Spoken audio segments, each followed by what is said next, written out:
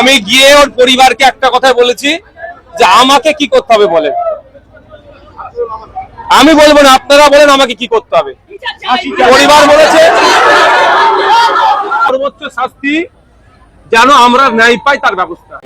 এটা আবার প্রমাণ করে দিল যে নওশাদ ভাইজান প্রতিটা গরিব দুঃখী নির্যাতিত মানুষের পাশে আছেন, থাকবেন। আর আমরা চাইবো সারা জীবন তিনি এইভাবে মানুষের সেবা করে যাক। তো গতকাল গিয়েছিলেন নির্যাতিতার পরিবারের সাথে দেখা করতে, তো কি বললেন, তাদেরকে আশ্বাস কি দিলেন সেটাই শুনবো নওশাদ ভাইজানের মুখ থেকে। আমি ওনাদেরকে কথা দিয়েছি আপনাদের পাশে শেষ পর্যন্ত কেউ থাকুক আর নাই থাকুক আমি থাকবো আপনার সাথে। আপনাদের জানিয়ে দিয়ে যাই, বিএনএস নতুন আইনে 12 বছরের নিচে কোনো শিশুর সাথে 12 বছরের নিচে কোনো শিশুর সাথে এই ধরনের যৌন অপরাধ করে কোন এই ধরনের যুক্ত থাকলে ওকে ফাঁসি ডেথ প্ল্যান্টি দেওয়া আছে হবে। আর দ্বিতীয় কথা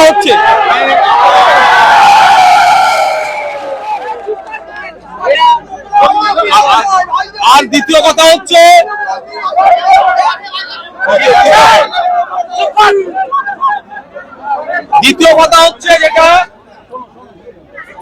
ভরসা ইন ভয় আউট স্লোগান দিয়েছিল না, সেটার বাস্তবায়ন সূর্যপুরের মাটি থেকেই করতে হবে সরকারকে।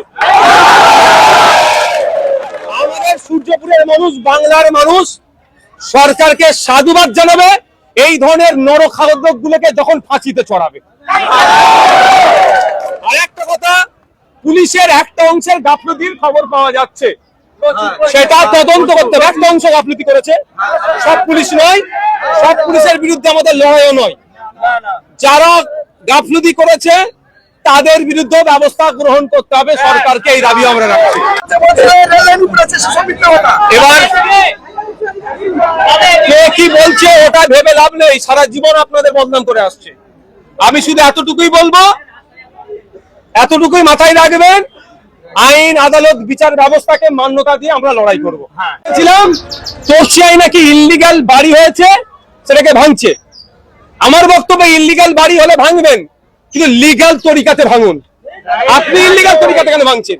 তো আমি এখানেও আপনাদের বলবো, যে নরখাদক গুলো আছে তাদের বিরুদ্ধে লড়াই সংগ্রাম জারি থাকবে, কিন্তু লিগাল পথে থাকবে, এটুকু মাথায় রাখবেন।